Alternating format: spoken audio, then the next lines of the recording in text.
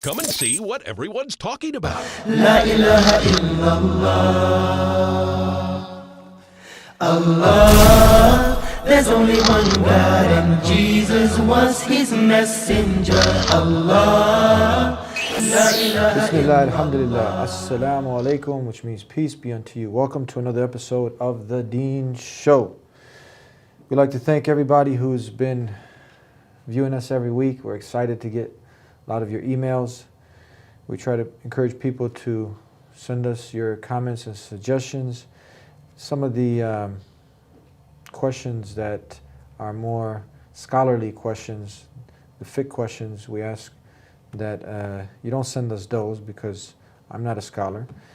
And some of the questions that we encourage are from non-Muslims, people wanting to know about Islam. What does Islam mean? Who are the Muslims? What is this Quran? Who is this messenger, Muhammad? So to be open-minded, humble-hearted, and send your questions. And that's what we're going to be discussing on this episode of the Deen Show. A question that someone wrote in, and then we're going to discuss this question, turn it into a topic, and from there let you be the judge. See if you can benefit from this. Now, I'm going to go ahead and bring out my next guest, and we'll hit the question, and then let you benefit when we come back on the Deen Show. Allah, there's only one God and Muhammad is his messenger. Allah, la ilaha illallah. Allah, there's only one God and Jesus was his messenger. Allah, la ilaha illallah. I don't know why I did that. Maybe it's just to break the ice. Assalamu alaikum. Walaikum assalam wa rahmatullahi wa barakatuh. How are you? Very good, alhamdulillah. All right. So for those of you that have never seen the Deen Show, somebody kind of twisted your arm. You're sitting next to a Muslim. He said, "Come watch this show." I just wish peace upon him. He wished it back upon me, and now we're just here talking about good stuff, peace. Things that can bring you peace is Islam. So we're going to be talking about this question that we got in from a non-Muslim. And this is something that I'm sure a lot of people are out there possibly thinking the same thing. Now remember, we want you to be sincere with yourself as you're listening to this and the advice that we'll give towards the end. The person says, "I don't like to be religious because it makes me depressed. I would not be able to live your life. It's boring." Saying that, living Islam is boring. What do you do for fun? Everything is forbidden in Islam.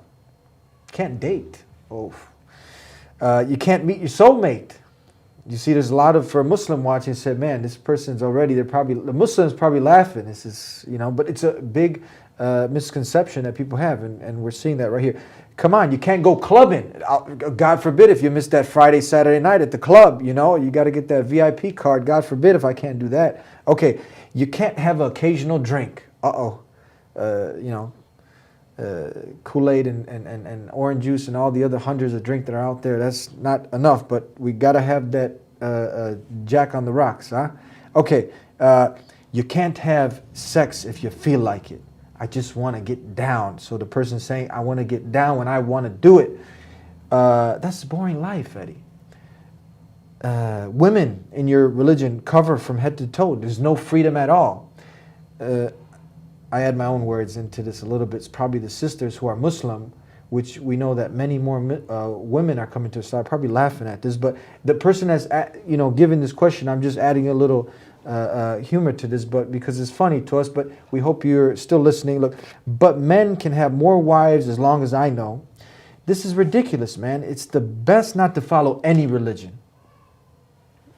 I feel sorry for the Muslim females, and etc. etc. They can have more wives, and they put the woman down. And the other final thing is the media. And look at the terrorism with media and associating Islam with all these things blowing up. Like I said, I really love my life and the things I'm enjoying in it right now. After we all die, we go to heaven anyway. Thank you very much, by the way, for sending this. Forgive me if I was a little sarcastic, because it's funny, because we're going to explain and hopefully clear your mind from all the junk that it's not your fault. If you go on, if you're sincere and you want to know the truth, after you get the truth delivered to you, now you're going to be responsible in front of your Creator. So we're going to talk about this. I hope I translated this or read it right. You can understand what she's talking about. Sure. Let's go ahead and talk about this. There's a lot of points here, a lot of misconceptions, but it's something that the average person is thinking. I think the first comment we have to talk about is that the life of a Muslim, a submissive Muslim, is boring. Boring, they say. The fundamental problem in this email isn't one of not being convinced of Islam. Yeah. The fundamental problem is that this person is looking at Islam from the point of view of how is it going to serve me? The very fundamental question in Islam is, how do I serve God? Yes. And once you come into that submission, you are showered with all sorts of benefits and favors that you couldn't have even imagined. The ultimate one of which is peace with yourself. Peace. Now, but still, one of the great scholars of Islam, Ibn Taymiyyah rahmahullah, he talked about the two fundamental obstacles that come in the way of people that want to reach the truth. And he said in Arabic, the words are shubuhat and shahawat. Doubts and desires. Desires. Doubts and desires. Some people, they're not sure if this is the truth. If they became sure, they would follow it. Yeah. Other people, even if they were made sure it's true, that still wouldn't be enough for them to follow it because they are too addicted to their own desires. The nightclubs, drinking, all these other... This laundry list of items, these desires. The thing of it is, in order to truly be committed to the truth, it's not enough that we share the ideas of what is true and what isn't. Even though at the end of your email you talked about, women having to cover and men getting to have four wives and things like that, which is actually a minor issue. Your major issue, even in your mind, the way you organized your thoughts in your email, your major problem is having to give up what you love. That's your major problem. Then this other stuff, really it's secondary. We could talk about it too, but really we have to try and deal with the major issue. And the major issue is one's own desires, one's own inclinations. Now the thing of it is, religion in our times has almost looked like a casual lifestyle, kind of fashionable kind of thing. Yeah, I'm into this right now and I'll try that out too and I'll try that out too. It's kind of like, changing fashions statements. Yeah, exactly, yeah. Or different music genres. I was into country, now I'm into hip hop or something. It's like a fashionable thing. Something convenient that you just... Exactly, it's very casual. Yeah. It's very casual. And the idea behind it is, I'm going to do it basically to find some entertainment for myself. Right? It's going to be something curious for me. That's why you might see a lot of these different places. They got the rock bands and just trying to draw the people in any which way. Exactly. So a lot of religions, because they're losing their followers, what they're adding is an element of entertainment into the religion, so that people will stick around, right? Yeah. So now the first fundamental question we have, or concern we have for such a person is, you haven't sorted out why you were put on this earth. So is the reality of the human being that he or she was here to just eat, drink, sleep, have sex, have fun, and die? Is that the purpose of their life? And if that is the purpose of your life, and there is nothing coming, you're saying there's a heaven afterwards. So everybody goes to heaven no matter what they do, no matter how many people they murdered, no matter how many kinds of crimes they did. What kind of God would it be that would let just any of these people get away with their crimes, with all of this injustice that has happened on the earth? And if you would think a little deeply about this and say, no, people that do great, horrible crimes, injustices, have to be punished. Even your own limited intellect tells you this much. Then understand, if you say, well, the stuff that I'm doing is not so bad, when the guy kills somebody, you know what he says to himself? That's not so bad. There's much worse that can be done. Yeah. Right? We were talking about relativity of ethics. So the person who's messed up says, there's people far worse than I am. So I shouldn't be worried, because there's people, if a guy kills one, he says, at least I didn't kill 100. Yeah. Right? So this mentality of saying, well, what I'm doing is just enjoying myself. I'm not, there's no consequences of this, is because you've become the judge of what is right and what's wrong. What Muslims are arguing with all sincerity and humility is that you and I are not in a position in the absolute sense to decide even what is good or harmful for our own selves. Even what's good and harmful for our own selves.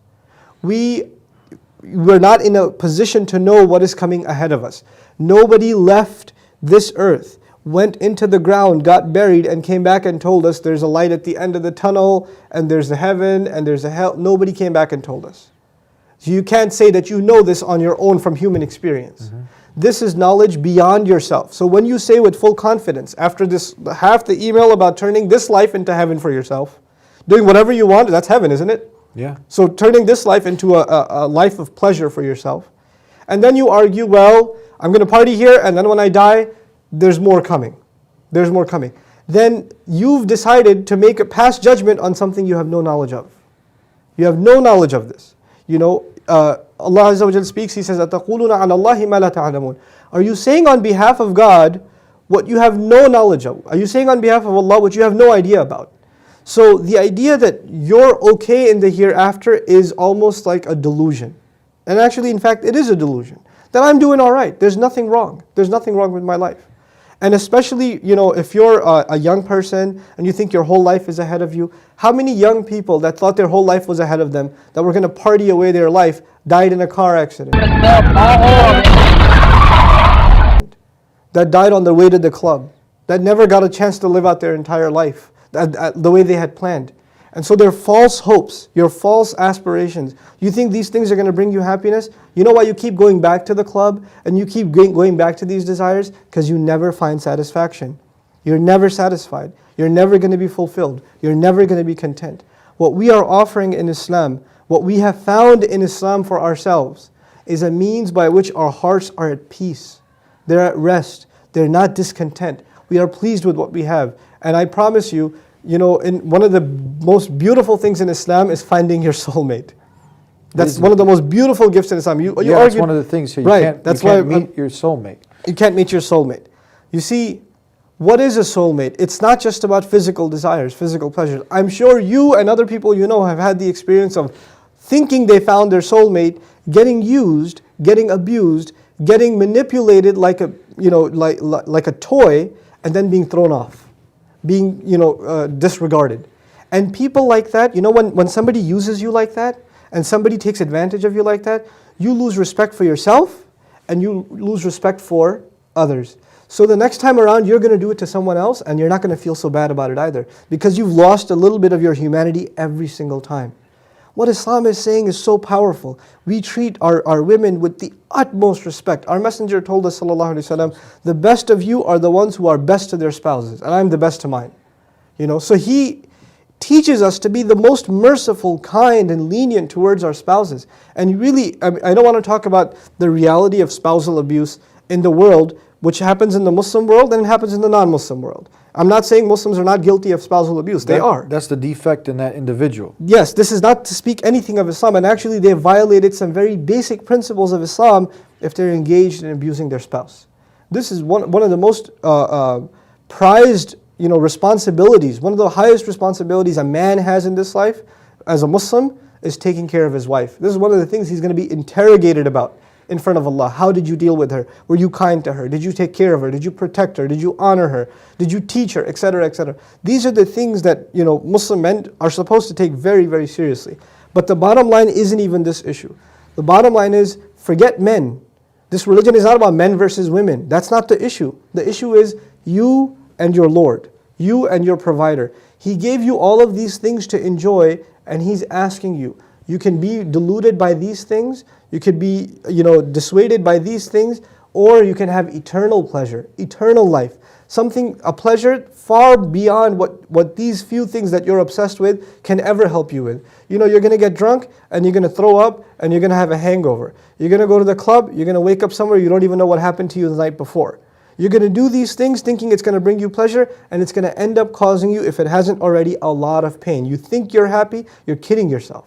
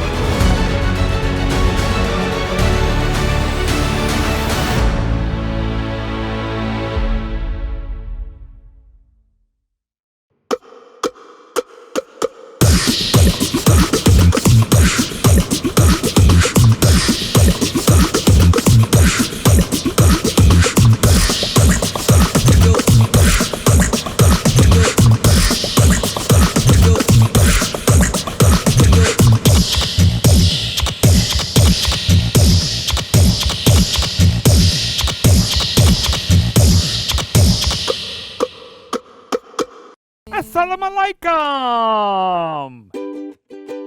I love Adam's world because it makes me learn in a fun way. That Adam has a green face and orange hair. I like this song. I like how Adam sings.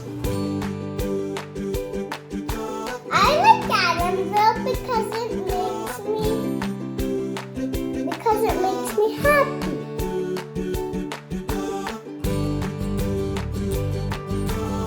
What?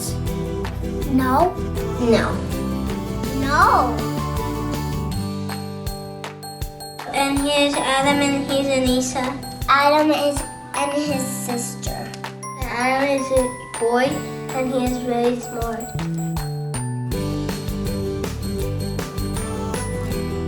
Download the new Adam's World app at adamsworldapp.com and let's help tomorrow's Muslims today.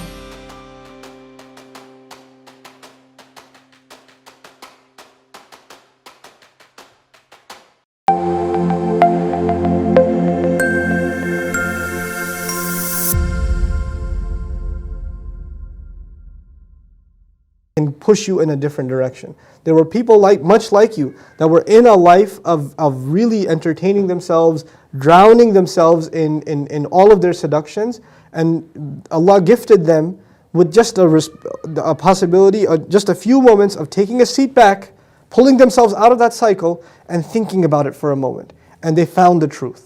And they are at more peace now than they were ever before. Why is it, do you think, that a young man, a young Muslim man, a young Muslim woman, good looking, healthy, smart, making good money, etc., is not going to go to the club? It has all the power to. What's stopping him? What is so powerful that it's not tempting him like it tempts you?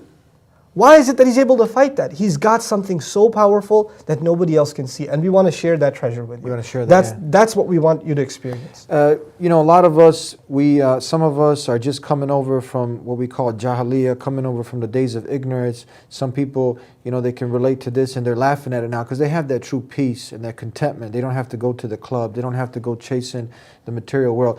But why do you think it is that someone, we've seen this, the woman, because the next point she mentions is, women in your religion, they got to cover from head to toe. But you'll see women just fighting so hard. It's like freezing outside and she's got, the skirt coming up and you're like, man, ain't you cold? She's just fighting, but now the cold weather will still have to have her put on some clothes. Yeah. Or she'll have to give out, the number. The guys are out there, what their agenda is. They want to satisfy their desires. The woman, she feels insecure if she's not giving, at least if her phone's not blowing up and 20 guys are calling her a date. She's got to have this feeding to her ego, and it becomes like a game. It becomes like, this life we're just playing with each other. And it's really what a lot of times our sisters don't realize in humanity is that they're actually being used. They think they're dressing how they want. You don't want that. You're just appealing to the desires of men. That's what they want. It's not what you want. They want it more than you do. They want you to dress half naked. And so the thing about hijab and covering and modesty and things like that, first and foremost, it's a commandment in Islam. Well, the Muslim woman covers, she covers herself in a certain way. Why? Because she is convinced this is a commandment, a prescription from her Lord, and what her Lord says is better for her in her fulfilling her purpose. That's the essential point of this issue. But just to speak about clothing a little bit, there are, in Islam we say that there are three purposes of clothing. There are three purposes of clothing. One purpose of clothing is protecting yourself from the elements of the weather, like you just mentioned. Another purpose of clothing is beautification. Another purpose of clothing is modesty. There are three purposes: protection, beautification, and modesty. But the priority is different. In Islam, the priority first is what? Modesty. That's the first priority. You have to have decency. You have to have, you shouldn't be objectified, So that's the first purpose. The second purpose of clothing in Islam, of course, is protection from the weather and together with beautification. There's nothing wrong with wearing nice clothes, so long as you are guarding your modesty, right? What happens in a lot of non-Muslim culture is that a lot of times people don't care about modesty at all. They don't even care sometimes about protecting themselves from the weather, like you said. Yeah. What are they concerned about? What they think is beautification. Yeah. That's what they're concerned about. She don't want the whistle, but she's got to have it. Yeah. So this is the, it's a change of shift because, and we say modesty, which is it's an aspect of humility. And why does a Muslim have to have humility? Because they've acknowledged that they're not in charge of their life. There's a higher power. Yeah. So even in their speech, even in their daily life and how they spend their time, in their clothing is just one manifestation of humility, but we argue that humility has to be something that's a part of your speech, your demeanor, your mannerisms, the way you speak to people, the way you deal with your family, the way you deal with your Lord. There has to be humility all around. And one of those aspects is humility in clothing. Yeah, that's interesting. We're almost out of time. Just a few more points. We will hope that you will continue on because this program is very short. And we just want to give you a good taste and clear some of this junk that's out there. That the point about these the women, it seems like the Muslim women who do cover up, they make a conscious decision. Even people that might come from abroad, they come over here. Yeah. This is their opportunity to take off the hijab. They wear it. They're not slaves to their desires. They're slaves to their Creator. And Sure. they feel a great commitment to do this. And you have many American women who are taking a conscious decision and putting this on their own. They're not forced Absolutely. to do this. This is Absolutely. an amazing thing.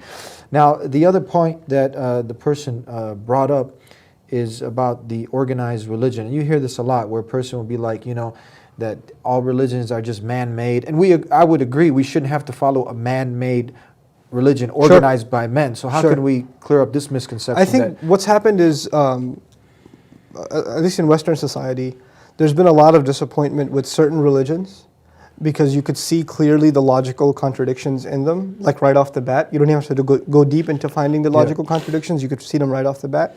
So what's happened is that stigma has been, we've taken that paint and we've brushed all the religions with the same paint. Yeah. And we've said basically, this one's religion 1 is man-made, religion 2 is man-made, therefore all the others must be man-made too. So we actually stopped looking into religion altogether, right?